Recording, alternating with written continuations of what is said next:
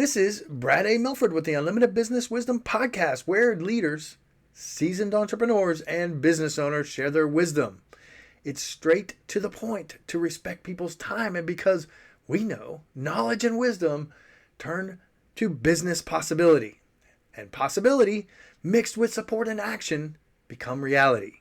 In this podcast, we discuss leadership, sales, marketing, operations, team development, quality, and finance to drive sustainable results and everlasting impact to make the world a better place. Thanks for joining us. Hey, Jeremy, thanks for joining us. Welcome to the show. In a few sentences. Yeah, go ahead. Now, Brad, thanks for having me. Excited to be here, man. Your backdrop looks a little cooler than mine, but I see them moving a little bit. But I know you're down in Florida, so I know you're right on the water. But looks good down there, man.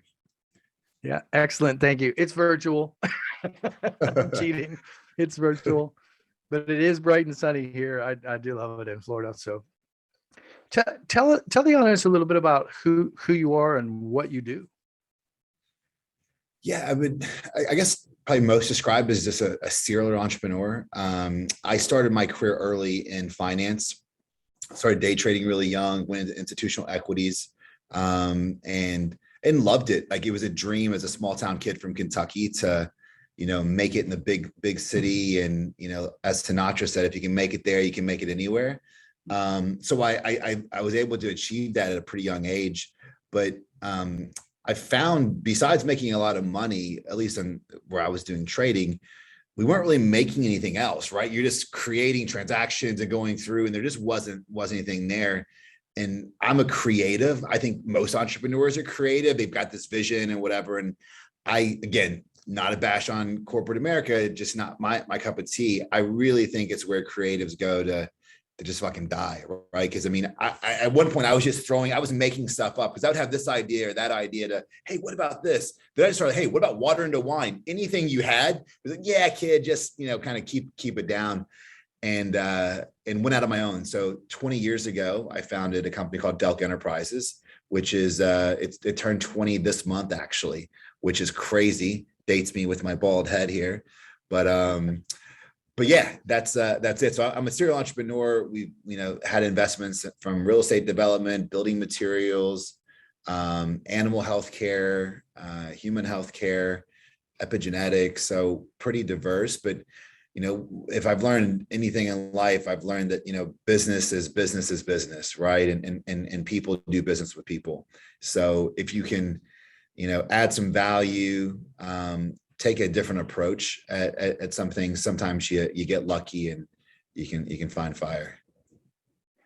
I love it. You share quite a few nuggets within what you just shared. I want to highlight a couple of those, like gold nuggets, real ones, because you went from healthcare to epigenetics and a serial entrepreneur with some really interesting topics there. But you also, toward the end, said business is business and business is about people, which really stands out to me. It's so true. Regardless of the business you're at, you get to a stage where you've been in business for a while, you've been a serial entrepreneur for a while, and you realize like all the systems are the same. Like, it's just basically the same stuff. You get to that stage, or you don't get to that stage. So I love what you're sharing, but I love how you also tied it into, we're in the people business. This is about people, right? Yeah. 100%. Yeah. It really is. And I think in all those things I've done, I had no clue what I was doing either. Right. Of course you can't go in life or a business with lollipops and gumdrops. Like, oh, I'm going to change the way. You have to have some sort of direction, at least of where you want to go. But I've got a book coming out, it's like shameless plug, at the end of the year probably, but it's literally called Without a Plan, because if I had half a plan, it would have been the wrong plan. Right. And I just approach it as going through, and I've done the same. I've had the same plan, which was without a plan, in every industry I've went in. And that's been the best thing, because most of the time you're not going to find innovation in, well, how's it done? That's the last thing I want to know or care about, because if you apply just look at something through a different lens, sometimes that's where, you can really find opportunity most of it. And that's going back to the people piece. That's it's so easy to do that, and people forget about it, right? I mean, especially in this age with tech and messaging, just have a conversation with a customer. What's your pain points? How's it going? Right? What can we do better? Not like ask me, was everything okay? The knee-jerk reactions to be nice. That's what people are, right? Like, hey, it was a great experience, but what could I do better? Right? What could I have done that would have made it even a better experience? Guess what? Most of the time they'll tell you. And then if you do that, you get a longer, deeper relationship with the customer and can maybe even attract more customers. Right on. I love what you're sharing.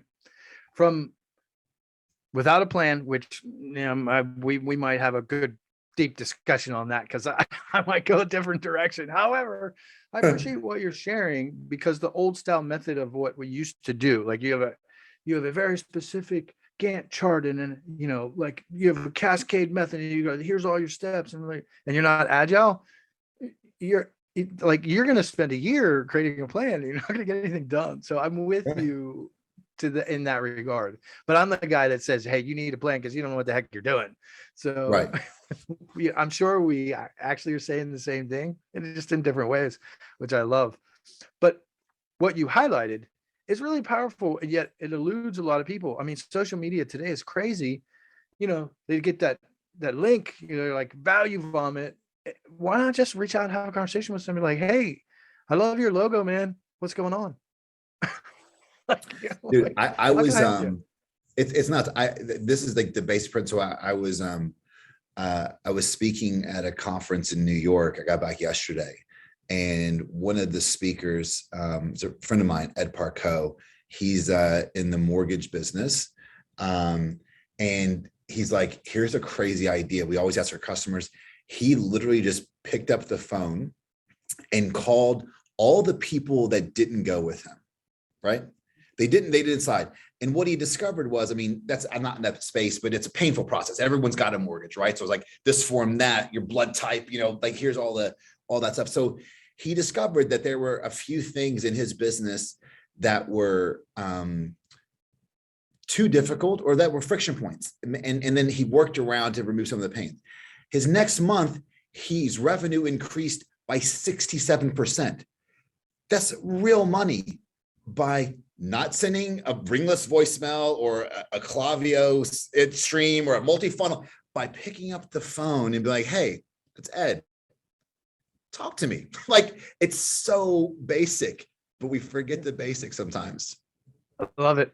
So powerful. And yeah, Ed was on just recently. It hasn't released, but he's a good guy too. So I love it. I love this. Jeremy, what's the best thing about being in business for yourself? Look, I think for me, let me go through what it's not, right? Because I do take some opinions and stands on this, right? I love, I think being an entrepreneur is not a glamorous and like luxurious and cool. Check me out on my jet, and like I think that being an entrepreneur has been, to a small degree. I love the Shark Tank. I love Cuban. I love those guys.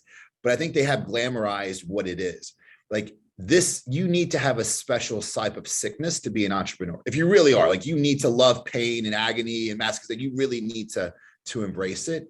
But for me, going back to why I left corporate America, it was the creative. I love the unknown. I love learning, right? I think that's the biggest piece. I don't know. I jump industries after I think I've squeezed all the juice. I mean, and I'm happy to go into give you more color on my plan component of how I think about things, because most times you don't know what you don't know. So I can give you every business I've been in. I've reached pretty successful pinnacles in the ones that work. Now, plenty of them failed. Don't get me wrong. I'm not like batting 1,000, but the ones that really eclipsed my wildest expectations, I didn't even know that was I didn't even know that was there. It's like, here, Everest, and it's past. I didn't even know that's there. And that's my logic, that if you go through and define that I'm going to Everest, dude, you could have missed the next one, right? You could have really missed that piece. And that's why I think, because it could be the wrong plan. And you could, to your point, you could be so less agile because, oh, well, I've got to stick to this route, as opposed to when, not if, the challenges and the things happen that you like, okay, you take them as it is, and then you can go through and pivot, right? I think that's the biggest difference. So for me, it's the learning, it's the discovery, it's the learning. Of course, you do well at some point, you do get some freedoms. Like, it does pay its dues, over time. As I said, I came in here right from my kids' second grade, readers guild. So like that's nice. If I don't have to tell my boss, like, hey, I need a lunch break, right? So allowing that freedom, I think, is good. But I think the basic for me is learning. It's the learning and the experience and going through and just meeting so many cool people. Because it's a big world, and learning, I think, is probably the biggest thing for me. Sorry for the ramble. I love it. I love your answer. As a learner is one of my top 5 strengths. So I'm with you. It's never boring, and it's never ever monotonous. And I know you hit a lot of people, both when you first started speaking, and you're like, you gotta be crazy, right, in order to do this, right? Yeah. It's a lot of fun. It definitely is. And I know if you're watching and you're listening, you're that's just resonate with you because you're one of those people, right? But the pain, again, like I joke about being, you have to love the misery and the pain. But it's just, and this is life, right? I don't want to stick to the much of it, but this is like philosophical, bro. Like, dude, it's a journey, man. It's all about the journey, and that's in life and in business as well. So take that in and just love it. Like, just enjoy it as part of the process, right? I think that's the biggest pain. Yeah, it sucks, and in the moment, it's sometimes impossible to realize that there's a lesson being learned. But retrospectively, think about it. What's the worst thing that's ever happened to you? You're still here, right? Because you moved forward. It sucked then, but probably there was a lesson that you learned, right? That you won't be there again or go through it. So that's it. You have to take things in perspective. And I think it's hard. It's easier said than done sometimes.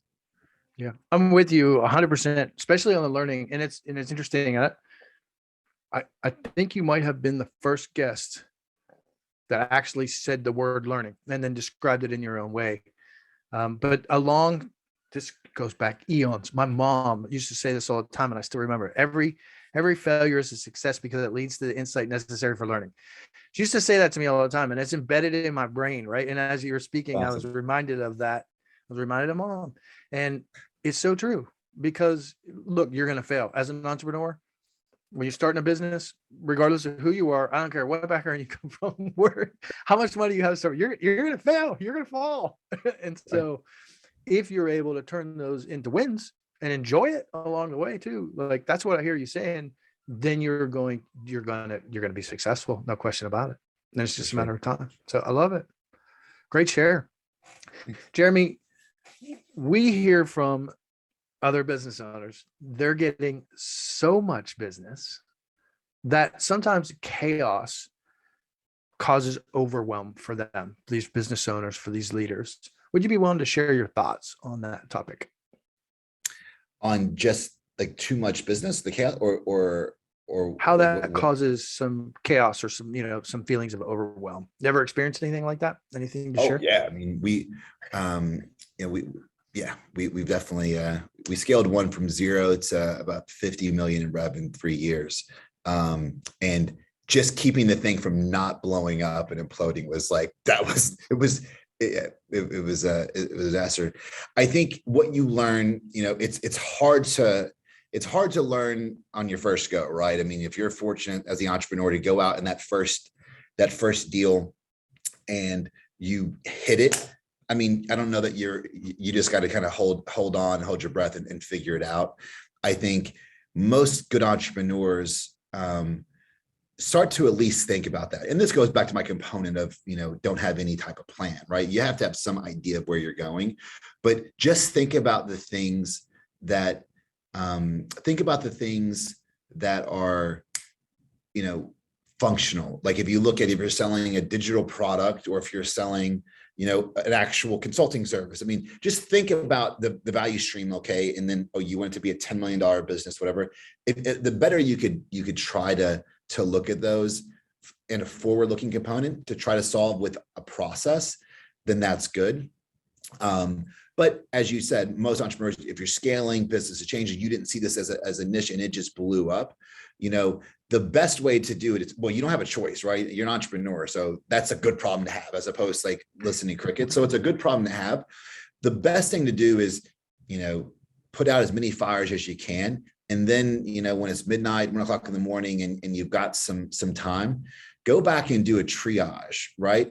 And really go through and see like, okay, where is, go through. And that's where you get back to learning.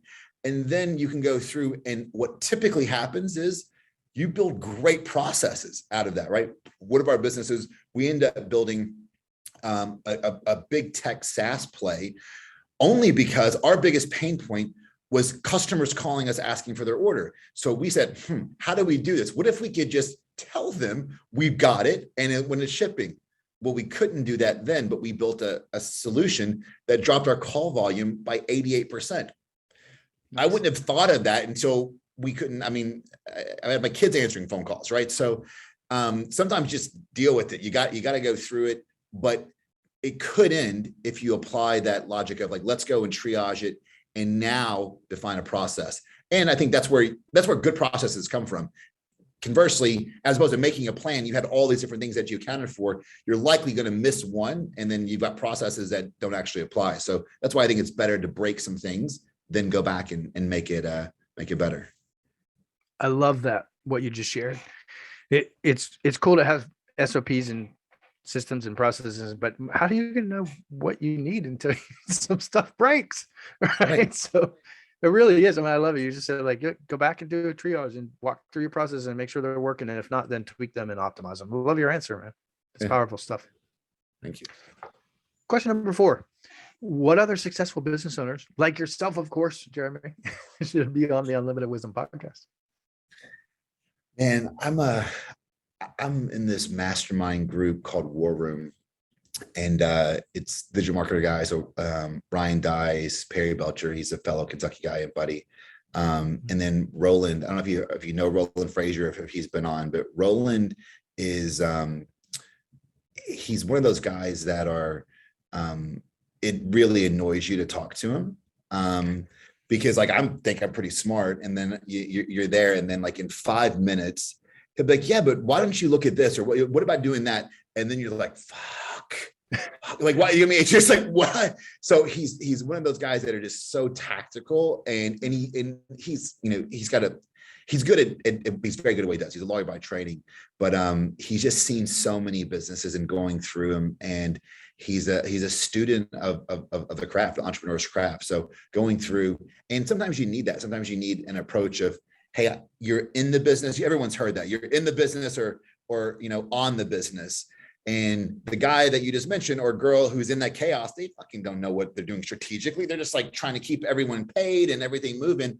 So sometimes that fresh perspective is great. So if you could, I'll give you Roland details, but Roland is a phenomenal guy. It'd be a phenomenal guest. I love it. I love that. And I love that how you delivered that too. So yeah, Perry and Roland, I'm actually familiar with both of them, but I haven't connected with either one. So, but I know where to find them. So thanks for your suggestion and the plug about the War Room too. I love hearing about stuff like that. Okay, let's get to the crux of this. All right. So you've got, as a serial entrepreneur, you've seen lots of businesses, you've helped lots of businesses, right? You walk through, you've got some good perspective here. What's a common issue, or what kind of wisdom would you share with other business owners from your walk, from your journey? So I think there's 3 main points that I like to speak about and try, if I'm coaching clients or if I'm looking at businesses to buy, or what invest in whatever it is. There's 3 main lessons I think you need to do. And the first is, really define failure and make failure your superpower, right? Like get so good at failure, and it's changing your perspective and your mindset, or your mindset Because in school, like you feel like it's just fucking, like, again, I'll go off on a tangent on school, but it's what's wrong. Like you need to like go through and run through failure, because I can tell you, I mean, I grew a day trading portfolio to $2 million. I'm pretty cool. I blew it up in 4 days, lost everything. Where did I learn? I didn't learn shit building the $2 million. I learned it like losing. That's where it sucked. I don't advise it, but like that's where you can actually take the lesson. So change your perspective on failure and just really dive into it and embrace and run fast. I think the second is define success for failure. I've had other businesses that they became your baby, right? And sometimes your baby's ugly, right? So going through, but you can call that, right? Hey, I'm going to sell this bottle cap, and if I sell 1 million of them in 6 months, I'm going to continue. I'm going to throw more money at. If I sell less than that, I'm shelving it, and I'm going to put this amount of time, this amount of resources in, whatever, before you start. Then whatever, is it 2 months? It's a 3-month test. I try to fail and break as quick as possible, because then you're done. Sometimes you can get married to these things, and if you look at it, it's like, oh, well, I'm just going to try a little bit more, or try to do this. Dude, sometimes it's just the market. I mean, I've had businesses that did phenomenal things. The market just wasn't ready. So shelve it and come back for it in a little bit a year. So I think that's the one piece. Failure. Second is when I say about the without a plan, I really talk about, my story and all the things that it's led me to. I've done them without a plan, but the basic core component is just get fucking started, because you don't know, like you never know where you're going to go. But what I can tell you is that if it is a good idea, or if it is something, give it to the customer today, not tomorrow. Just figure it out as you go and just get started. That's the biggest piece. And the last one is a bit more philosophical, but I call these things events. And I'm a firm believer that 100% in business, most time in life sometimes has obviously some outliers, but always in business, I don't believe that there's anything that's a good thing or a bad thing that ever happens to us in business. I think they're merely events. It's the emotion, it's the actions that we apply to those events that will later on tell if it was a good or a bad thing. So take it like that. I mean, dude, I've had stories. I mean, everyone gets punched in the face. I've been punched big time from big levels, big players, losing millions. I've been punched, but you have a choice, especially going back to the sickness of entrepreneurs. What do you want to do? Call it. You swung and you missed and you go, or lean in, go through and just keep moving forward, and don't let your events define you. You define them. I think that's three little pieces I would try to think. Great advice. Failure, fall fast, no question about it. Yeah. Fail fast, falling forward is what I like to say, but it's exactly what you said. Going forward and getting started. And dude, you can't change what happened yesterday, man. You can't. You just can't. Right? Move forward and don't let them define you. You just gotta. What I love about what you're sharing is, and this is something I recommend. So if you're listening, you're watching. Sorry if this hasn't happened to you, but what I recommend, if you're a business owner, you're looking for a business coach, find someone who has failed a number of times, and then brought themselves up from that. If you want a great coach, instead of like some 20-year-old, sorry, I'm gonna throw this out. Instead of some 20-year-old doesn't have any business experience that calls themselves a business coach, don't get me on a tangent like you said about schools. But anyway, find someone who has failed magnificently and reach out to them. Yeah, no, for sure. I mean, that's how I vet. No, I agree, because you look at the guys that, hey, they're really good and they're very successful and they've been doing this for 15, 20, 30 years. They sucked, right? They are good now because they failed so many times and have stuck with it and learned all the and have the war scars to do it. That's I can't agree more. But I also love what you said. I mean, simple stuff like failure, get started, events. I love how you delivered that. Very succinct. Those are great topics. Just to highlight what you said, I'm going to just paraphrase it, right? But like the whole events thing, your actions are either constructive or destructive, period. End of sentence. Like I say, simple is brilliant, right? So just to highlight what you said, They're either constructive or destructive. They're either effective or ineffective. And if you just go about your days and you don't stop and pause and evaluate and do some triage, like you said, Yeah. then I don't know where you're headed. Right. So It's the whole idea, the definition of insanity, right? You keep same thing and expecting different results. It doesn't work that way, yeah. man. You know, But I see this all over social media all the time, though. Yeah. I'm like, what are you doing? So Yeah. I laugh with you. So I very, very simple, but very deep and profound things. And you encourage people just, hey, look, take some actions, get started, stop thinking like you gotta be perfect and you gotta have everything figured out. Because if you're coming from that space, you'll never get anywhere. No, And then look at your events. Ask the other question, like, what's the worst that can happen? I'm not saying, hey, you have a job making $150,000 a year, quit that and go start selling. I'm not being, right. Don't be reckless, but like figure out what's enough that would make a feeling for you. Like just start there. You don't have to quit your job. You don't have to do this, but what's enough? I want to invest $5,000 in this thing and see what happens. That's enough to be meaningful if it works and hurt if it doesn't. But like just get started and try there before you go and take the massive leap, but just begin, right? Love it. Love it. Great advice. Look, I know you and I could talk business. I can just tell. I know we could talk business forever. I want to shift gears for a minute. Before I shift gears and ask about your vacation, though, look, you've been pretty humble on this podcast. And so if you're listening and watching, I'm telling you, I've seen his website, I had a conversation. I know he's being humble. So what kind of initiatives, be real direct, Jeremy, what kind of initiatives are you working on? What kind of clients, like, how are you serving them? Share with the audience a little bit about what you're headed into right now. Yeah. So, I don't know, like I need to like text Roland and try and get like some sort of referral code or something. But like he said something just recently to me, like, it was basically, you don't value what you know because you know it. And I'm like, right? Cause like it's easy to you too, right? I mean, you go through like, oh yeah, I would just do this. And like people that are seeing you do that, it's like, fuck, wow, where does that all coming from? So, that stuck with me. And, I just turned 42 last month, and, I'm at a point in my life where, I like creating, I like doing the big things. And, I built, hundreds of employees. I built those things. My next big piece, I'm doing these podcasts now.